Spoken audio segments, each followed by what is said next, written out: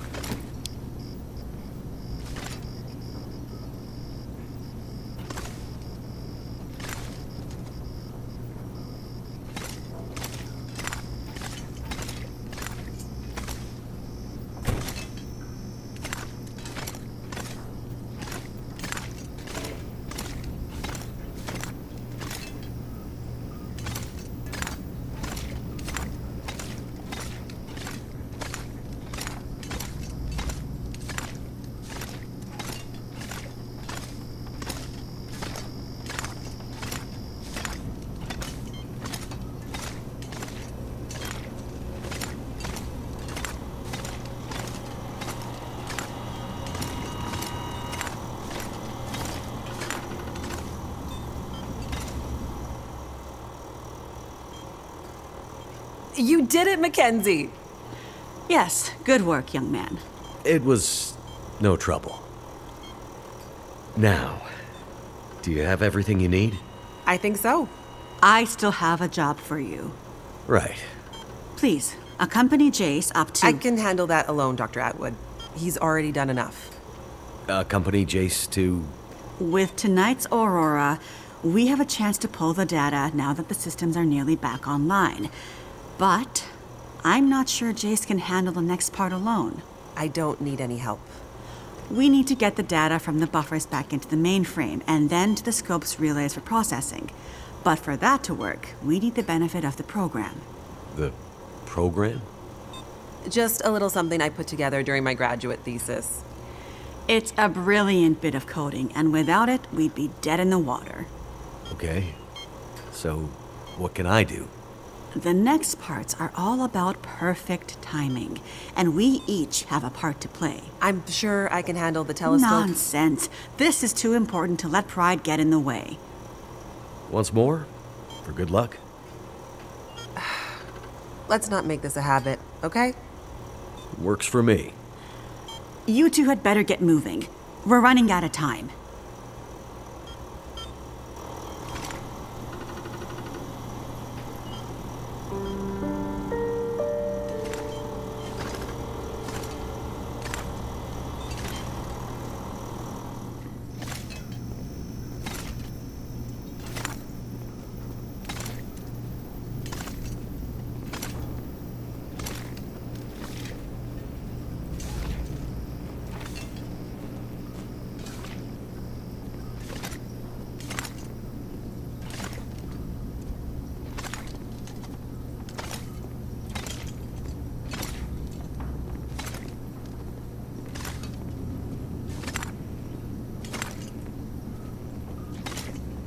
Could they have built a more confusing space?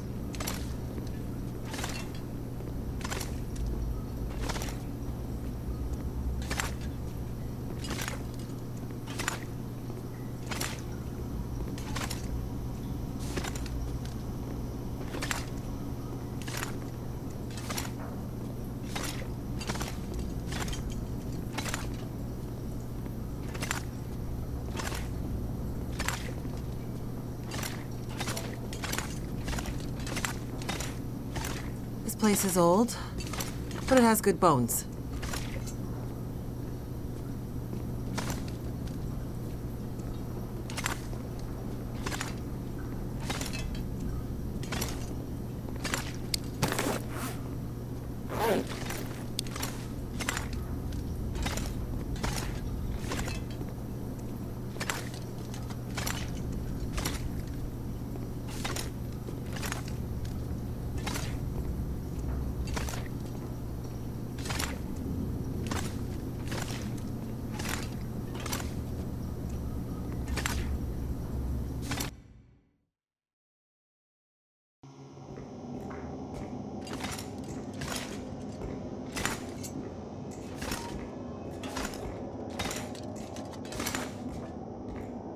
Feels like the whole facility is slowly waking up. That Aurora is a real mystery. It's almost like magic, really.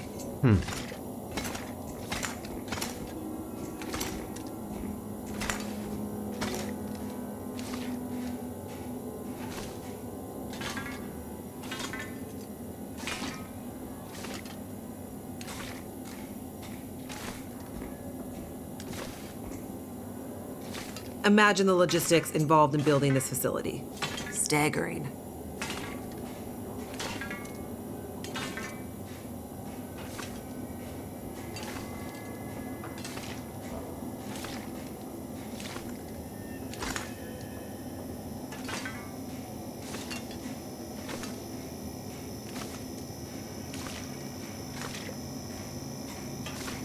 The people who built this had no idea how important it would be someday.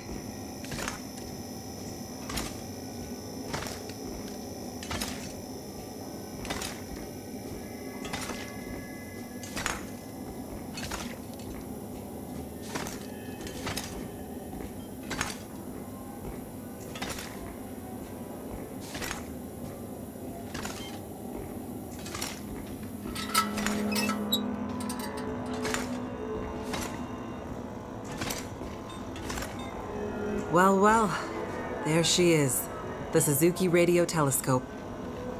Isn't she beautiful? Lit up by the aurora, no less. I've never seen it so bright. It's massive. Let's hope we're not too late.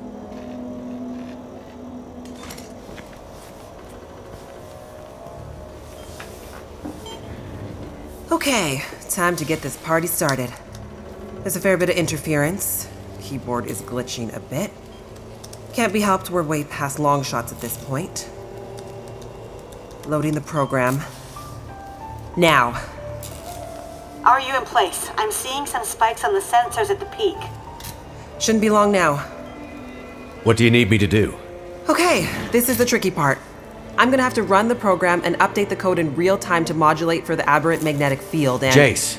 So I'll be busy focusing on that. Meanwhile, once the telescope grabs a signal, we'll need to follow the source.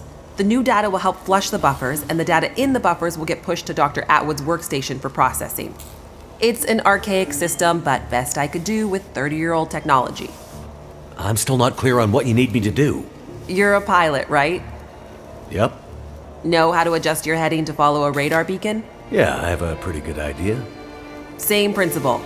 Grab the big metal wheels at the base of each leg of the telescope sensor assembly. You'll see a bunch of numbers around the edge. When my program outputs specific bearings, I'll shout them to you. And then you have to find a way to match those bearings as quickly as you can. Sounds easy enough. The timing has to be perfect. Got it. Like, exactly perfect. I hear you loud and clear. Did you say you got here after crashing your plane? Don't start. Get ready. I'm seeing some power spikes. Something big. It's happening.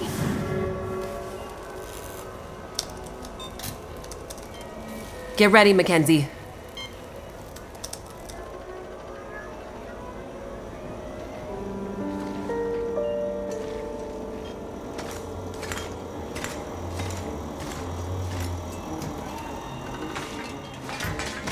What a mess. Look for the wheel, Mackenzie.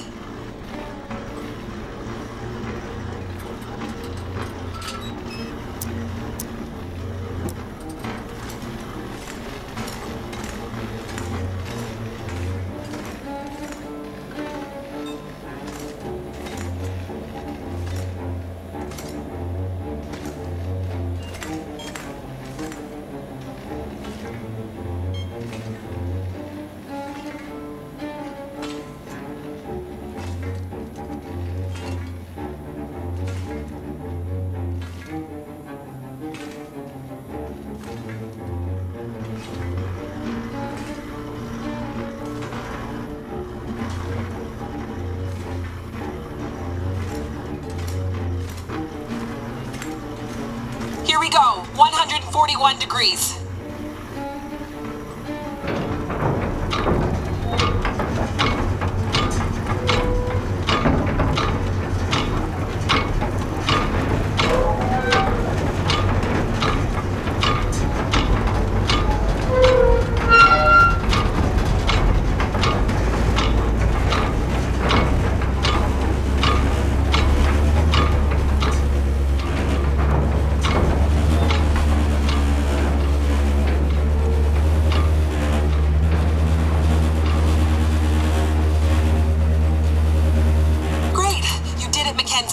Now get to the next one.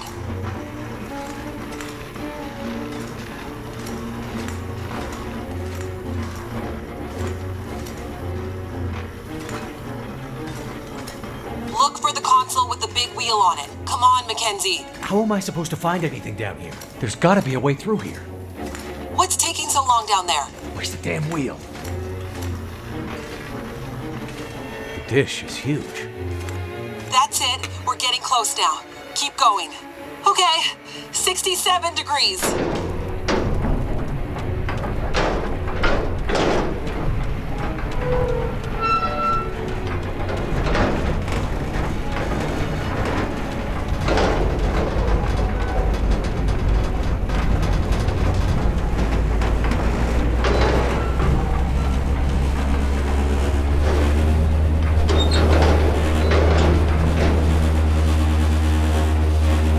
Jace? Everything okay over there? Don't worry. Keep going. Last bearing incoming. Come on, you sweet, sweet program. Don't let me down.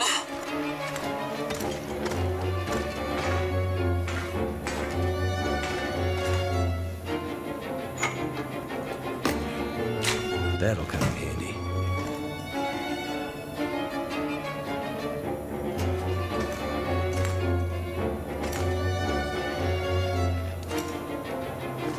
"156, Mackenzie. Get to 156 before the whole thing blows."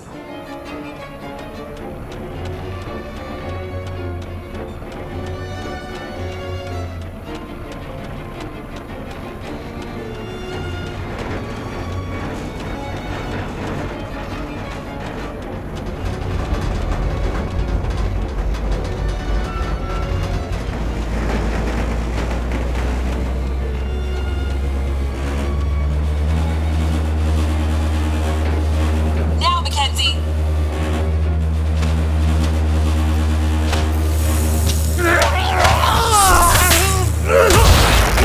Mackenzie!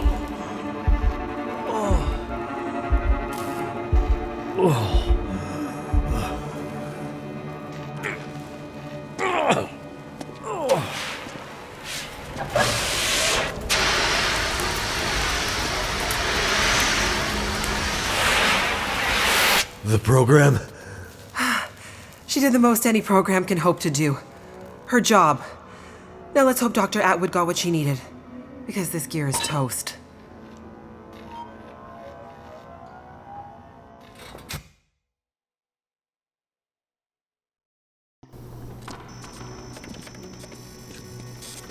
It's coming now. All the data just flooding out of the buffers. It worked. God damn it, it worked. Oh, thank goodness. I'd hate to have to restart my PhD. You did brilliant work, my girl. Absolutely brilliant. We just need to keep the data flow, ensure it comes in a continuous flow, uninterrupted. How long before the data is ready for analysis? These are old systems, and it takes a while for them to crunch through the numbers. It'll be hours before we'll... Well, shit. What the hell just happened? It's not the power this time. Geothermal plant's still showing up green on the board. Some kind of overload or emergency shutdown. What now? Now we do this the old-fashioned way. We start combing through the numbers. I'll get us some light.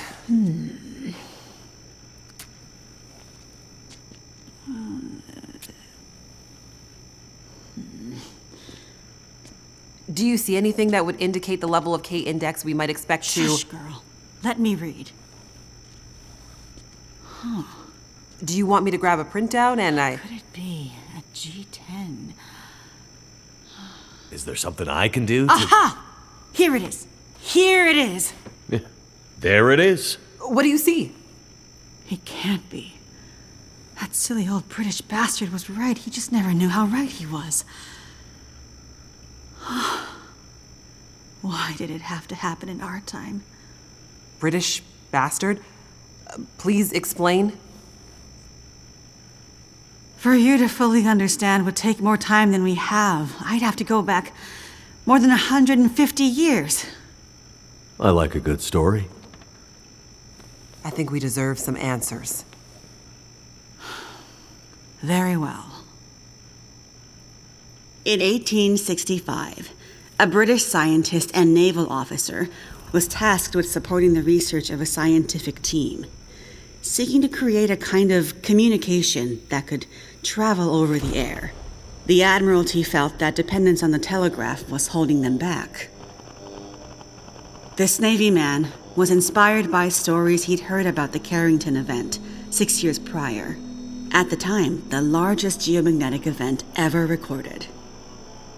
He had heard that the abundance of static electricity in the air had powered telegraph lines, even after the operators had unplugged them. Fires broke out due to this geomagnetically induced current. It got him thinking.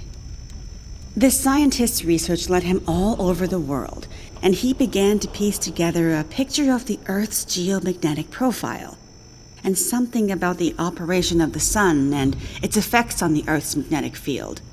Remember, this was 150 years ago, and well before they had the equipment to prove any of this. But a theory began to take shape in his mind that suggested the sun went through cycles of geomagnetic activity, waxing and waning, but sometimes spiking inexplicably in dramatic ways. The historical record held evidence of many of these events, but in pre-industrial times, the impacts were more subtle. Even in the mid-1800s, there wasn't enough power infrastructure to really feel the impact of these spikes, so it wasn't of grave concern. But the growing dependence on telegraphy suggested this shouldn't be ignored. And this scientist predicted that if the level of electrification continued to grow exponentially, as was predicted, this would create a serious vulnerability that could be exploited by their enemies at great cost to industry and society at large. He was given a secret commission from the Royal Geographical Society to prove his theories and to come up with a strategy that would ensure the British were in the strongest position to exploit any such geomagnetic disaster. After another decade of research, this scientist began to suspect that this geomagnetic current that existed all around them could impact many other things and more deeply. He began to study migration patterns of animals and gathered evidence of whale strandings, bird die-offs, and other unexplained mysteries relating to animals' innate abilities to navigate vast distances with great precision without the benefit of modern tools or equipment. Eventually, he knew he had to travel north to the Arctic to really test his theories. And in December of 1865, he took a ship and a crew of Navy scientists and mariners in a specially commissioned research vessel, a modified bomb mortar ship, fashioned after the Terror and Erebus from the ill-fated Franklin expedition.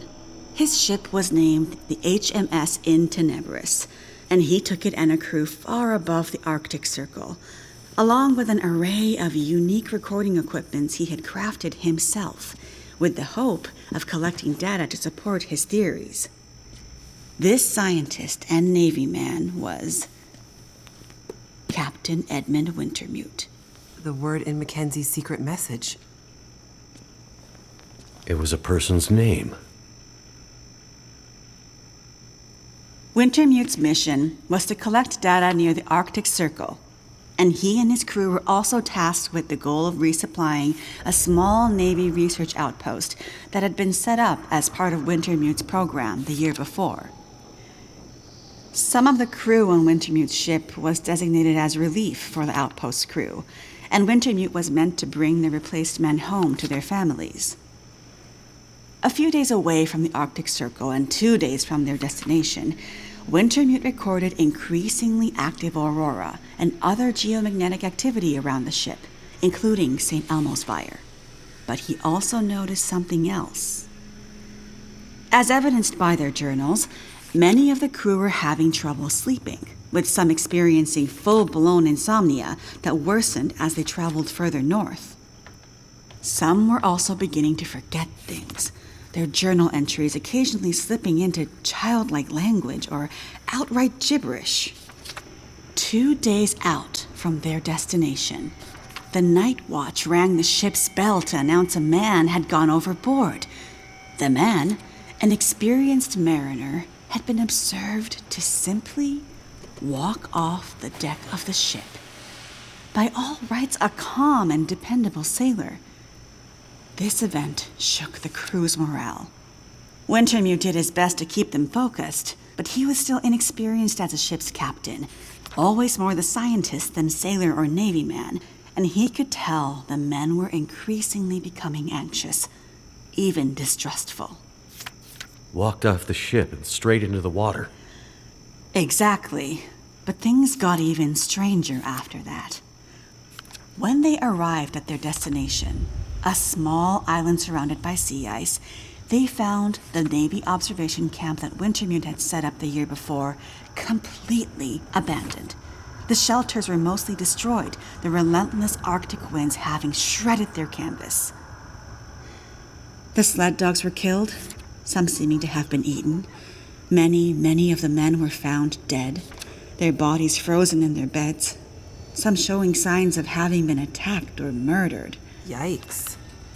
Keep in mind, the Franklin expedition was still fresh in the public imagination during this time, including all the rumors of cannibalism. Wintermute could tell some of his men were nearing their breaking point, so he sent them back to the ship and took only a small group of trusted officers with him to search the rest of the small island.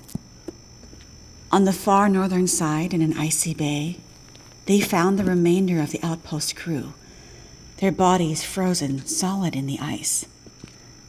Some appear to have walked in and simply frozen in place. Jesus. And I thought we had it bad. Not wanting to completely abandon his research, but also recognizing the fragility of his situation, Wintermute kept a small group of trusted and hardy men with him.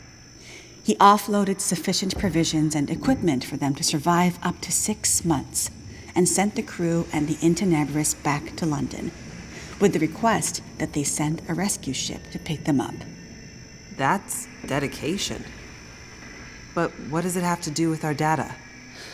I'm getting there. Months later, the relief ship returned to find only Wintermute remained.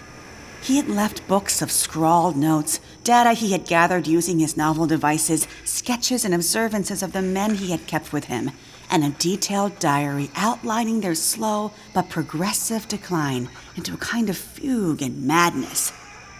Wintermute was accused of murdering the men, brought back in shackles, and once back in England, summarily court-martialed and committed to a sanatorium. His equipment, journals, and the data therein were hidden by the Admiralty, and the Royal Geographical Society renounced Wintermute's membership and denounced his research, claiming he had gone rogue. His work disappeared for over a century, until I dug it up. Why haven't we ever heard this story before? Exactly the question you should be asking. I had encountered odd and inexplicable references to his research, but always leading to dead ends. I finally managed to get my hands, through no small feat of my own canny research and a dogged determination, I might add, on a few of his earlier papers. It wasn't easy, believe me. A woman, let alone a woman who isn't white, had to work 10 times harder to get access to this material, but I managed to do it. I spent the next 20 years piecing it together, tracing the fingerprints of Wintermute's theory, collecting his data, analyzing, and then adding to his research with research of my own using increasingly modern equipment. And the more I dug, the more data I collected, the more worried I became. Because not only had Wintermute's original fear come to pass, that the world had become dependent on the electrical grid, a technology that would easily be taken offline should any Carrington-level geomagnetic event occur, but even worse, that the Carrington event of 1859 was like a tiny spark compared to the massive, overwhelming storm that might come in the future. I started to talk to others about this, but of course people thought I was crazy. They ignored me at first, then started to denounce me, and then ostracize me, until I eventually found myself so far on the fringes of accepted science that I was entirely isolated, with nobody to trust, nobody who would believe me. I lost my job. My marriage failed. All my academic credentials were thrown into question. Ah, this explains something about your reputation, Dr. Atwood. Nobody would believe me. Except for John, who you met as Jeremiah, Mr. Mackenzie. He was a young corporal in the Canadian military when I first met him. Handsome, as I recall. It's a long story on top of an already long story, so I won't tell it all here. But the important thing was he was stationed at a radar observation post along the Dew Line, far north, and started to observe some strange things of his own. He followed the trail, which eventually led him to me. Then when we got together, there were sparks, I tell you. To be believed by someone, it was like a drug. We worked to uncover more data, and he kept his eyes and ears open, using his military connections to gather more information carefully. And he moved up the ranks, but always stayed under the radar, putting his career aspirations aside to ensure he could stay close to the facilities we needed access to. But it was never going to last.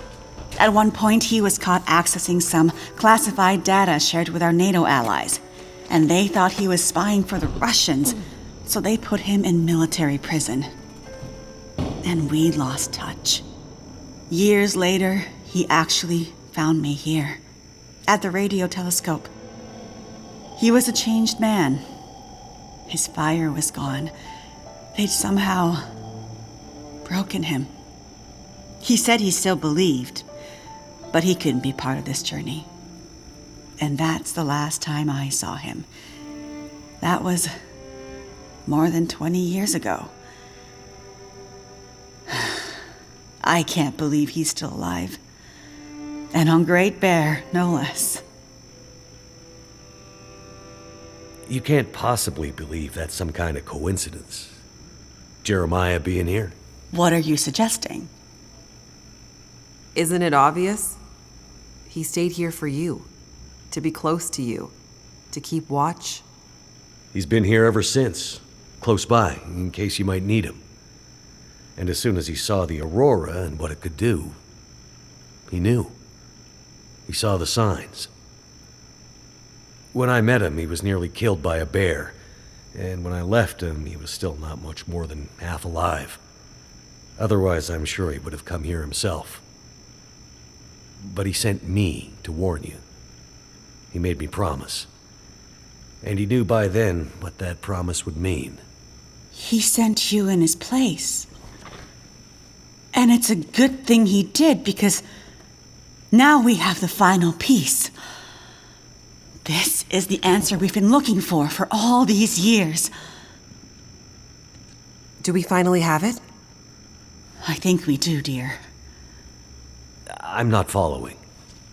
All my research here, and Jace's since she joined me, has been to try to anticipate, to get ahead. Ahead of what? The next big Carrington-level event. The thing Wintermute spent his life also searching for. And others, lesser scientists, industrialists, crackpots, even here on Great Bear. The island's unique geologic strata and northern latitude created a perfect test bed for geomagnetic research. Even a few decades ago, a German industrialist named Rudiger. But that's not important. Dr. Atwood, do we know the terminus? We do, my dear. And when is it coming? Do we have time to prepare? No, dear. It's already too late. It's already started.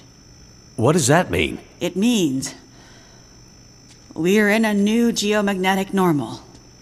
What you've seen so far is really just the beginning. Things will get much worse from here on out. But how long will it last? Carrington was over in a few days, weeks at most. Oh, this is much bigger than Carrington. How long, Doctor? I hesitate to say. With the data I have, I can only offer a vague range. 40 to 400. Hours? Days? Years. Wintermute tried to warn us 150 years ago, but nobody listened. And now we're at the very beginning of a geomagnetic storm, a disaster of such proportion we've not seen its like in recorded history. The power grid is down. Everything humanity has built over the last 100 years or more, based on technology, electronics, everything based on the integrated circuit, electricity, it's gone. It's all gone. Nature is changing, and soon we'll begin to see the impact on people. We won't emerge unscathed. And this period of darkness will last from 40 to 400 years. A new dark age. The long dark. And what humanity will exist on the other side of it, I cannot even begin to guess. Then I need to warn her. I need to get to Perseverance Mills. You're talking about your ex-wife, the doctor? Astrid will be there. And she needs what's in this hard case. What's in the case, and what kind of doctor? She's a researcher. Insomnia, memory loss, fugue states. I think she stole some experimental meds. She's trying to help a friend, a child that's suffering from some mysterious illness. I'm not sure. Go to her. Regardless of what's in the case, you can bring her here. Her and anyone else you care about. We have to think about the survival of the species now. But what can we possibly do here? Oh, Jace, my silly girl. Have you forgotten what this facility is built on? I just know it's some government thing. Before it was repurposed for use with the radio telescope, this was an observation post for monitoring satellite communications. Mostly American, Russian, some Chinese, Cold War stuff. But why here? Who would think we'd be spying from here? Exactly. A few floors below us are the magnetically shielded dorms and storerooms designed for the folks who used to live and work here, back in the Cold War. The whole place is basically a big bunker. Right. And the team that built the geothermal plant left various supplies behind. Exactly. There's probably enough dry rations and assorted supplies there to feed dozens of people for a couple of years. Survival of the species, huh? I'm afraid so. Then I better get to it.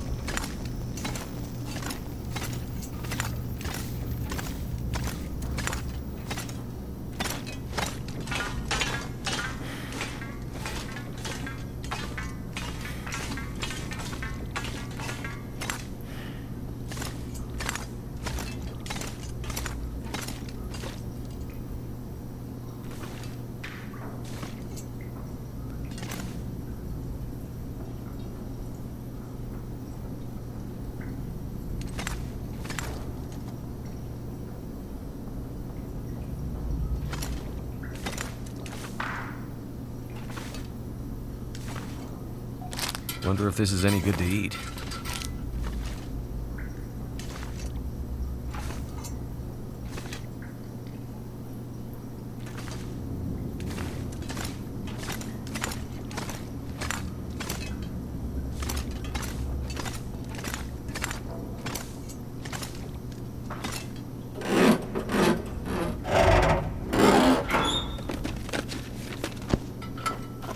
Is it food or...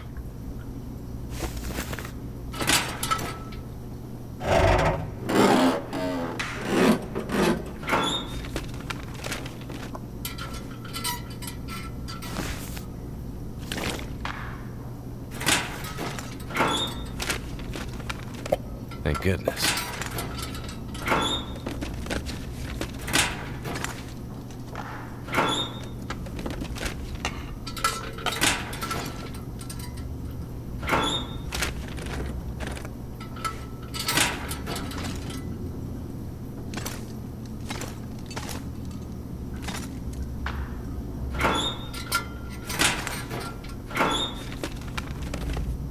Hope nobody needs this anymore.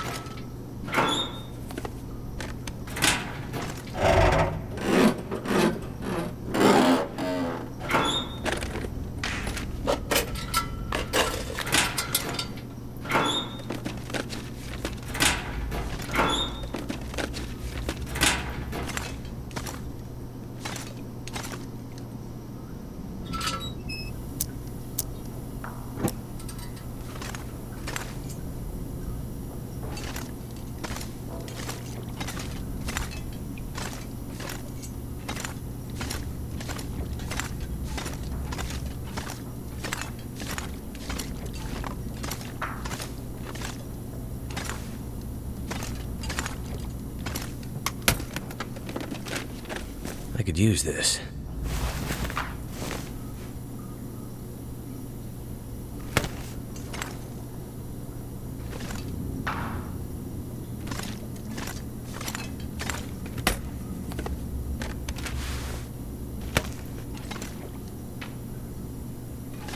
I'm not sure I can carry much more.